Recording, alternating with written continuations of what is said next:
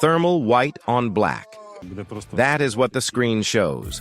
Not fire, not smoke, but the clean geometric signature of a generator running inside a birchwood 2 kilometers northeast of Lyman.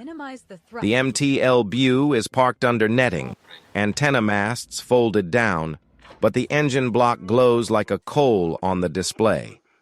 Somewhere in a forward observation post, a Ukrainian ISR analyst tags the frame, checks the timestamp, and types 3 words into a shared targeting channel. Command node confirmed. 27 times across a 6-month window on the Lyman axis in Donetsk Oblast, that sequence played out. 27 MT-LBu command and control variants, not troop carriers, not ambulances, not engineer vehicles, but the specific antenna-laden, generator-paired, frequency-hopping nerve centers that Russian battalion and regimental staffs use to run their battles, were located, tracked, and destroyed by Ukrainian ISR and strike teams. Not by accident, not by lucky artillery, by a systematic, deliberate methodology that treated the vehicle's electromagnetic and physical signatures as a targeting fingerprint. Over the next 30 minutes, we are going to walk through exactly how that methodology worked, how Ukrainian analysts learned to distinguish a command MT-LBu from an ordinary one, how they built pattern libraries from geolocated footage, how FPV teams and artillery units used those libraries to repeatedly decapitate Russian command links across the Lyman sector, and what the cumulative effect of 27 confirmed kills on a single chassis variant meant for Russian coordination along one of the most contested axes in the entire war. The answer is not simply that Russia lost 27 vehicles. Russia lost the ability to coordinate repeatedly at exactly the moments when coordination was most needed. That distinction between losing equipment and losing function is what this investigation is about. The Lyman axis runs along the western edge of Luhansk Oblast and into northern Donetsk, anchored on the railway junction town of Lyman itself, which Ukraine retook in October 2022 after a methodical encirclement operation. Since that recapture, the line east and northeast of Lyman has been one of the most grinding, attritional sectors of the entire front. The terrain is mixed. Open agricultural fields broken by dense birch and pine woodlands, river valleys that channel movement, and a network of small settlements that both sides have used as staging points. It is, in military terms, close country. Ranges are short, observation is intermittent, and both sides rely heavily on electronic coordination to manage dispersed units operating under forest canopy. For Russia, that coordination runs through a layered command structure. At the tactical level, company and battalion, the primary command and control platform for motorized rifle and tank units is the MT-LBu. The base MT-LBu is a Soviet-era light-tracked carrier, unimpressive on its own, but in its command and communications variants, it becomes something else entirely. The R-149BMR, the R-149MA1, the 1V13, the 1V14. These are specialized vehicles carrying encrypted radio suites, automated artillery command systems, tactical data links, and the staff personnel who actually run the battle. They are not fighting vehicles. They are the brain of the unit, and they look different from ordinary MT-LBus in ways that, once you know what to look for, are surprisingly easy to read from drone footage. That was the foundation of what Ukrainian ISR teams built on the Lyman axis. A recognition framework for a vehicle type that Russia had long assumed was camouflaged by its similarity to every other MT-LBu in the column. The MT-LBu family was never designed with this kind of targeting pressure in mind. When Soviet engineers developed the platform through the 1970s and 1980s, the assumption was that command vehicles would operate at the regimental and divisional level, far enough behind the forward edge that distinguishing them from support vehicles was irrelevant.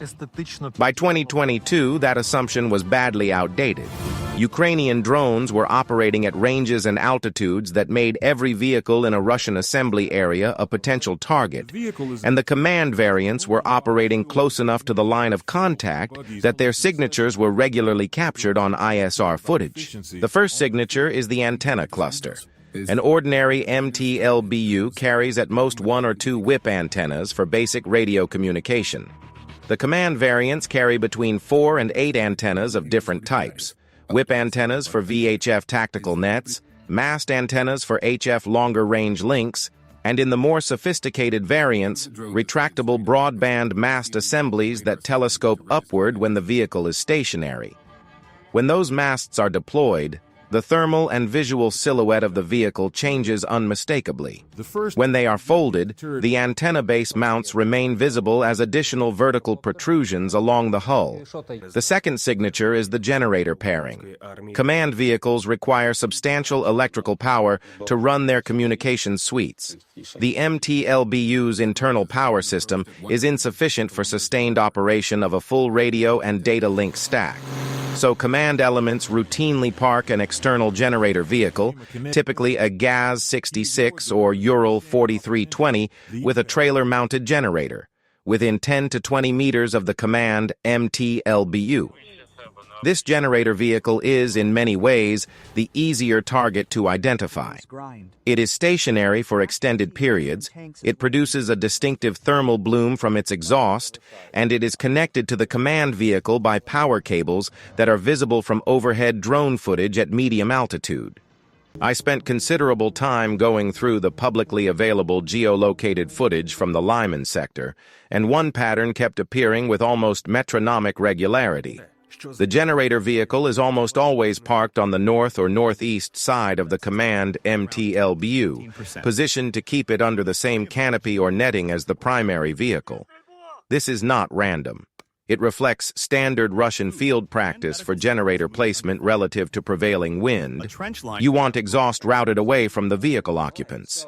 It also means that analysts looking for this pairing know where to look within the frame once they have identified the primary vehicle. The third signature is traffic pattern. Command nodes generate foot traffic. Officers and enlisted personnel move between the command MT-LBu and subordinate vehicles, carry documents, operate external antenna equipment, and periodically bring up runners from forward positions. This movement creates path compression in soft ground that is visible in high-resolution imagery over time. More importantly, it creates a rhythm of activity that distinguishes a command node from a parked logistics vehicle. A logistics MT-LBu might sit untouched for hours. A command MT-LBu has personnel moving around it every few minutes during active operations. The fourth, and in some ways most decisive, signature is electronic. Ukrainian signals units operating along the Lyman axis were collecting electronic intelligence on Russian tactical frequency usage throughout 2023 and into 2024. The command MT-LBu variants transmit on patterns that differ from infantry radio use. Longer transmission windows, more frequent frequency changes under the manpack and tactical R-168 suites, and characteristic data burst signatures from automated artillery coordination systems. When a Ukrainian signals team correlated a known RF signature with a visual location from drone footage, that vehicle moved from possible interest to confirmed target. Here is where the methodology became genuinely sophisticated. Ukrainian ISR teams were not simply responding to individual sightings. They were building libraries. Each confirmed command MT-LBu destruction generated a documentation package. The vehicle's location, its pairing vehicles, the traffic patterns observed before the strike, the RF signatures collected in the window before the strike, and the post-strike damage assessment. That package fed back into a shared analytical framework that trained subsequent identification efforts. By the time the confirmed destruction tally reached double digits along the Lyman axis, the library was detailed enough that analysts could make confident identification calls from drone footage that would have been ambiguous 6 months earlier. The question that anyone who has studied Russian military operations will ask at this point is, why didn't they adapt? Russia had to know, after the first several confirmed strikes, that their command vehicles were being hunted. The standard counter to this kind of targeting pressure is dispersion and deception. Scatter command vehicles use decoy antenna configurations on ordinary MT-LBus, vary the generator parking patterns. Russia did attempt some of these measures, but the honest operational reality is worth stating directly. The Russian command and control system on the Lyman axis was structurally constrained in ways that limited how much it could adapt. What most people assume about Russian tactical command is that it is flexible and adaptive by nature, drawing on a long tradition of operational maneuver. The evidence from Donetsk tells a different story. The units operating on the Lyman axis through 2023 and 2024 were, in significant proportion, mobilized conscripts and recently reformed units that had suffered severe officer casualties in the earlier phases of the war. The experienced staff officers who knew how to run dispersed command operations from alternate positions, who could maintain coordination while moving, were thinly distributed. The junior officers and warrant officers who made up much of the battalion staff were trained to use the MT-LBu as a stationary command post for the duration of a tactical engagement. Moving it meant losing radio network connectivity, which meant losing situational awareness, which was the one thing a commander in close country could least afford. This is the structural trap that Ukrainian ISR exploitation was springing repeatedly. Russia could either hold position and maintain coordination at the cost of a predictable signature, or disperse to reduce signature at the cost of degraded coordination. Neither option was good, and the cumulative effect of 27 command vehicle losses was that local Russian commanders increasingly had to choose between managing their units and surviving with their equipment. That trade-off degraded Russian operational performance on the Lyman axis in ways that showed up in the pattern of failed Russian attacks during this period. Now here is what is most surprising about this entire campaign of targeted attrition. It did not require exotic intelligence resources. It did not depend on signals intercepts from strategic-level collection assets or on satellite passes timed to catch vehicles in the open. The great majority of the identification work was done with commercially available drone platforms, Mavic 3 Thermal, Autel Evo Max 4T, flying at altitudes between 200 and 400 meters, with analysts using pattern recognition techniques developed iteratively through earlier losses in the campaign. The first time Ukrainian ISR confirmed the destruction of an MT-LBu command variant near Lyman, it was not the result of a deliberate hunt. A reconnaissance drone operating over a wood line northeast of the town detected what appeared to be a vehicle cluster under netting, and the operator's report flagged the unusual antenna configuration. The subsequent strike, via loitering munition, based on the post-strike footage, was one of thousands of armored vehicle strikes being conducted across the front at that time. The command vehicle status was confirmed retrospectively when post-strike footage showed the distinctive interior layout of a communications suite, with rack-mounted radio equipment visible through the open rear hatch. That retrospective confirmation was the seed of the targeting library. An analyst in a Ukrainian ISR cell recognized what the footage showed, matched it against technical documentation on the MT-LBu variants, and drafted a profile. That profile circulated. Drone operators were briefed on what to look for, and within weeks, the hunting became deliberate. By the third confirmed kill, the methodology had a name within the unit conducting it, though the name has not been publicly disclosed. By the seventh, the documentation packages were being shared across multiple Ukrainian formations operating along the Lyman axis. By the 12th, the analytical framework had been exported to adjacent sectors. Consider for a moment what it means to be a Russian battalion commander on the Lyman axis during this period. You are managing a unit under persistent drone surveillance. You know Ukrainian ISR is active because you can hear them. The acoustic signature of small commercial drones is distinctive, and by mid-2023, every experienced Russian soldier in Donetsk could identify the sound of a Mavic at operational altitude. You know your command vehicle is a priority target because you have received reports of command vehicle losses from adjacent units. But you cannot run your battalion without your radio suite, and your radio suite lives in the MT-LBu. So you try to mitigate. You fold the antenna masts during periods of suspected drone activity. You vary your parking location. You use camouflage netting. But you cannot park the generator on the other side of the vehicle. Doctrine and exhaust management requirements constrain you. You cannot stop the foot traffic. The battalion does not run itself. You cannot stop transmitting for extended periods. The regiment needs your situation reports. Put yourself in that position for a second. Every decision is a trade between survivability and function. And the side hunting you has spent months learning which specific signatures you cannot suppress. The FPV strike teams that conducted the majority of actual vehicle destructions operated as a second layer downstream of the ISR analytical effort. The identification process, from first detection to confirmed target designation, typically ran between 40 minutes and 4 hours, depending on how much behavioral confirmation the analysts required before passing the target to a strike cell. Shorter timelines applied when the antenna masts were deployed and generator pairing was confirmed. Longer timelines applied when the vehicle was under netting and identification depended on traffic pattern analysis. The FPV drones used against stationary command vehicles carried modified PG-7VL warheads or equivalent thermobaric payloads. The latter preferred for vehicles under netting because the overpressure effect is less dependent on precise terminal geometry than a shaped charge. In cases where the command MT-LBu was in a hardened or partially covered position, artillery was called for the initial strike to open the structure, followed by FPV for confirmation and secondary damage.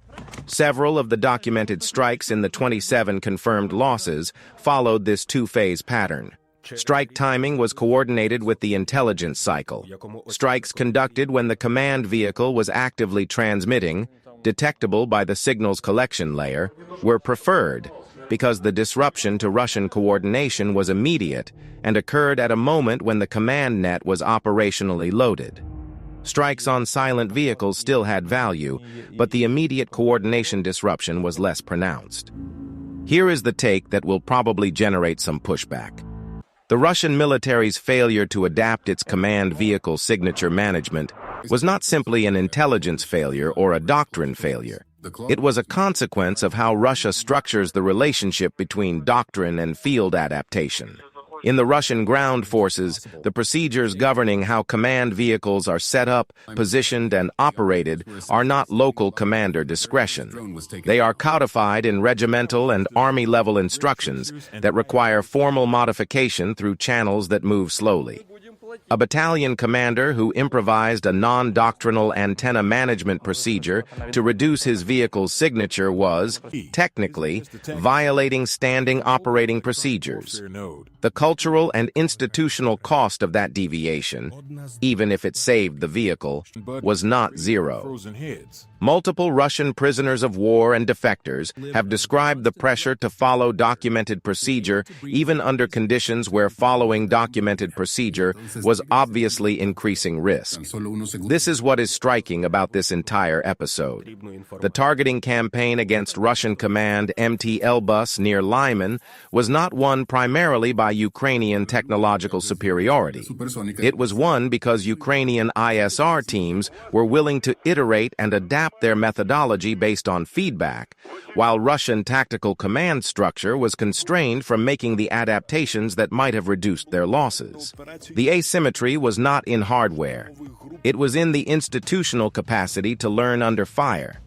The cumulative battle damage assessment for the 27 confirmed command MT-LBu losses on the Lyman axis was assembled from multiple sources.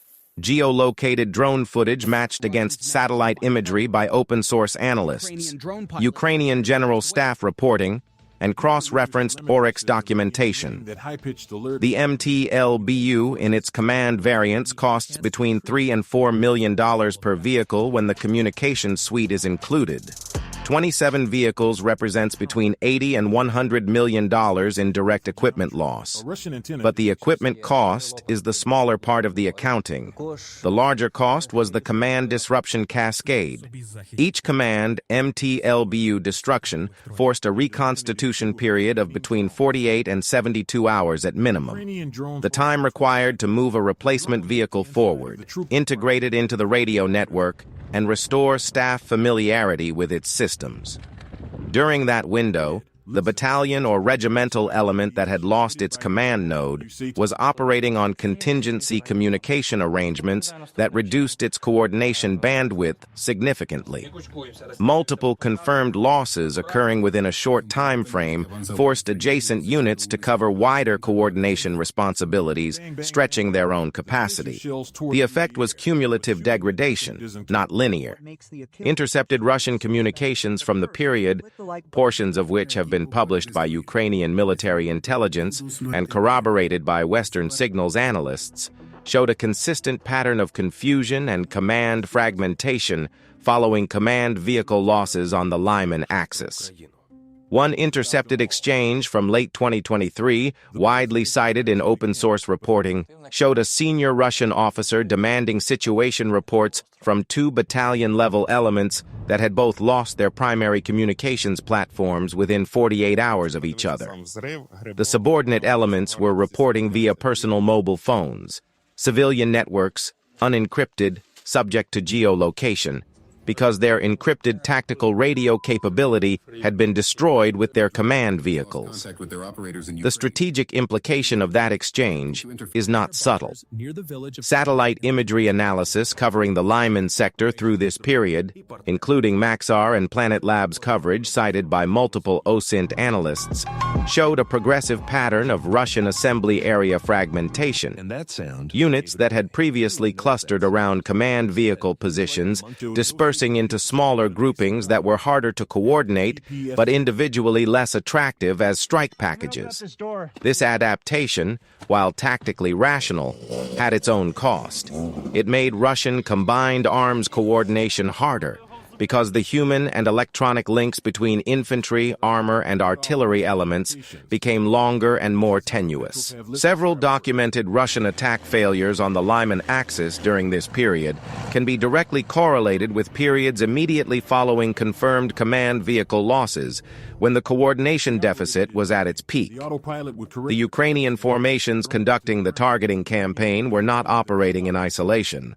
The ISR cells feeding identification data to FPV strike teams were integrated into a broader architecture that connected drone reconnaissance, signals collection, artillery targeting, and logistics. The Magyar Birds, the 414th UAV Brigade, contributed reconnaissance assets to the Lyman sector during this period, and their methodology for systematic vehicle signature exploitation was among the more developed in the Ukrainian order of battle. Other units contributing to the analytical framework included elements of aerorozvidka and attached signals units whose designations have not been publicly disclosed. What was the operational impact on Russian maneuver capability?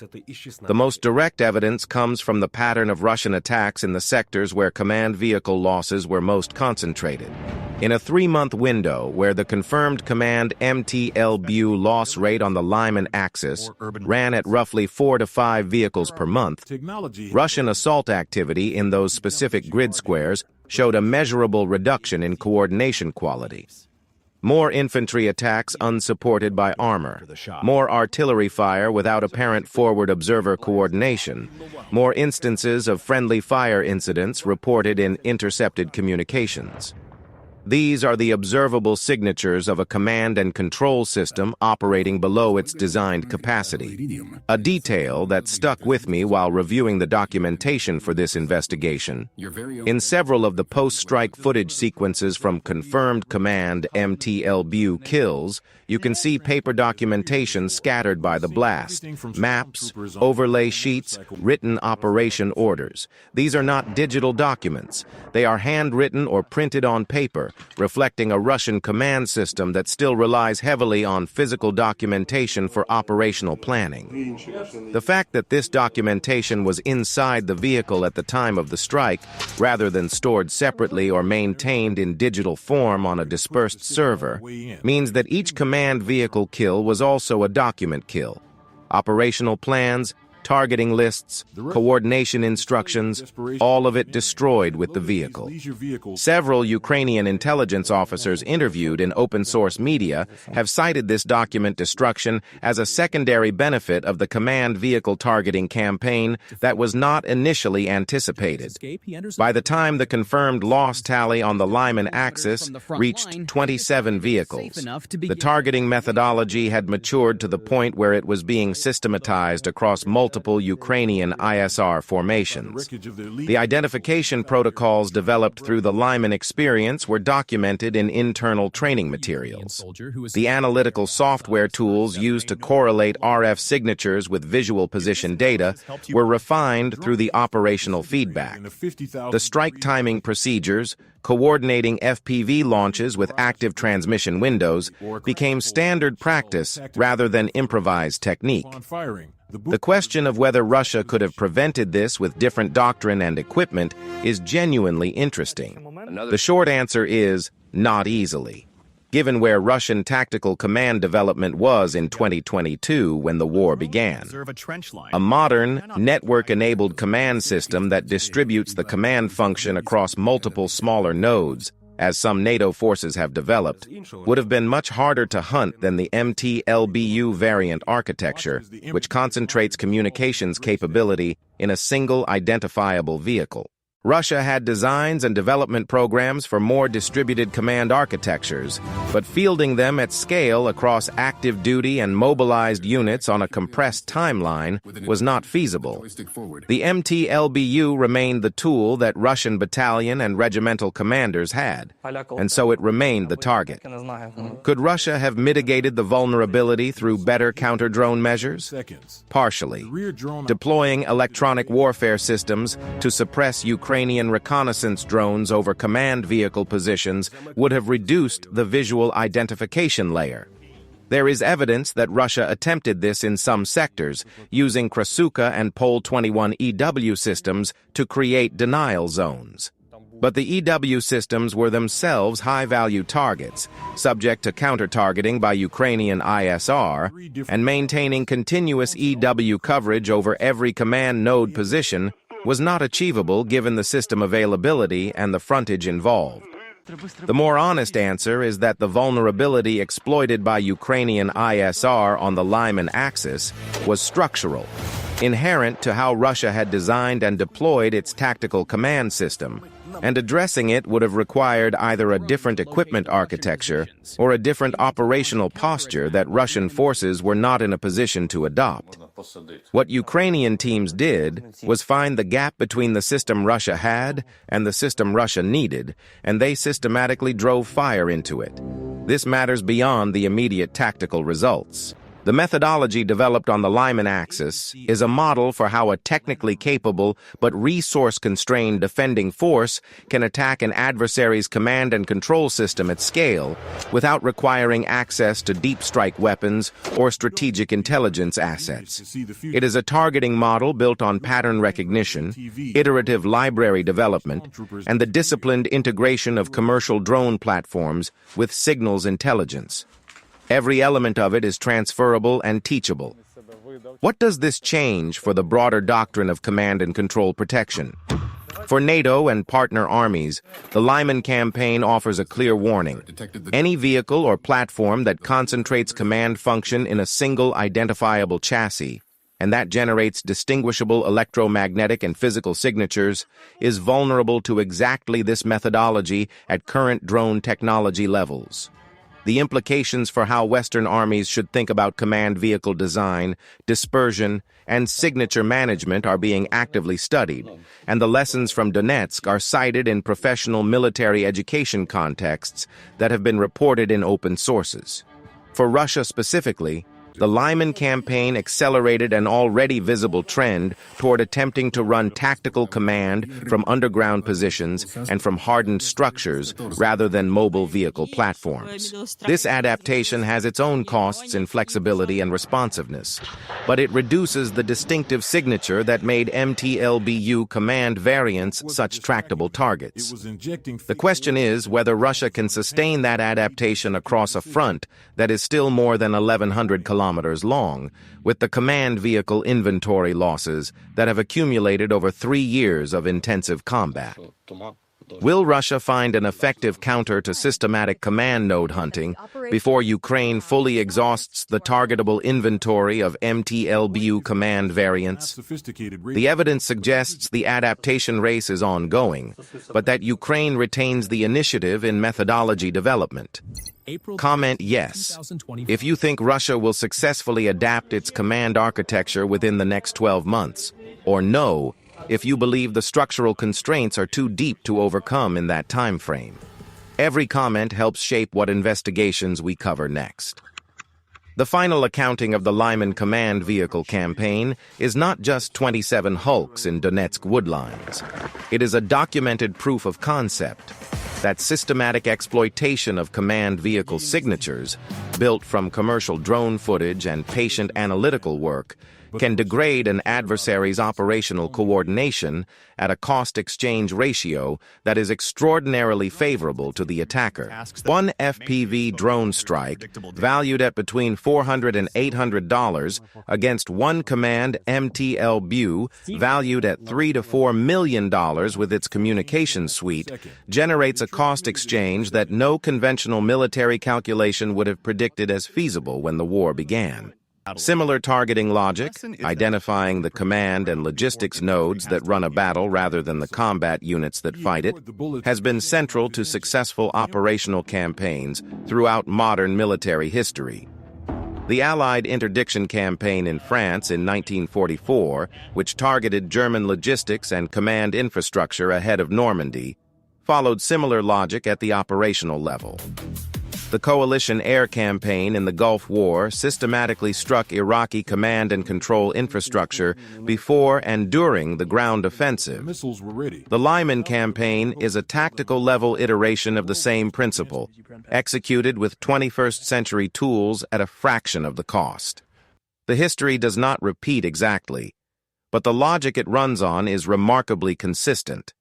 Find what the enemy needs to run the battle, make that thing identifiable, and remove it with whatever precision weapon is available.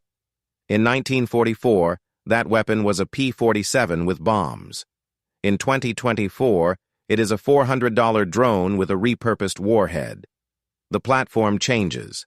The principle does not.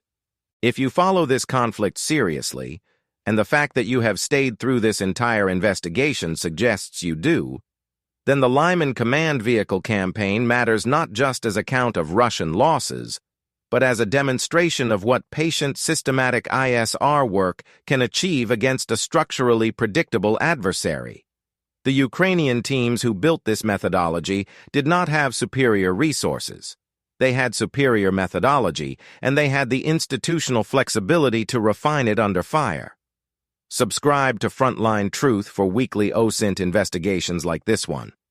We track the tactical details that determine how this war is actually going. Not headlines, but the specific technical and operational evidence that explains why the front lines move when they move, and why Russian capacity keeps degrading along the axes where Ukrainian ISR work is most sophisticated. 3 questions to leave you with. Could Russia have prevented the systematic loss of 27 command vehicles on the Lyman axis if it had invested earlier in dispersed, network-enabled command architectures rather than the centralized MT-LBu model? How does the Lyman targeting methodology change what NATO armies should require from their own command vehicle designs going forward? And what is the next category of Russian enabling vehicle that Ukrainian ISR teams are building a targeting library for right now? Because based on the Lyman model, they almost certainly already are. The hunt for the vehicles that run the battle rather than the ones that fight it did not end with 27 confirmed kills near Lyman. It became a template,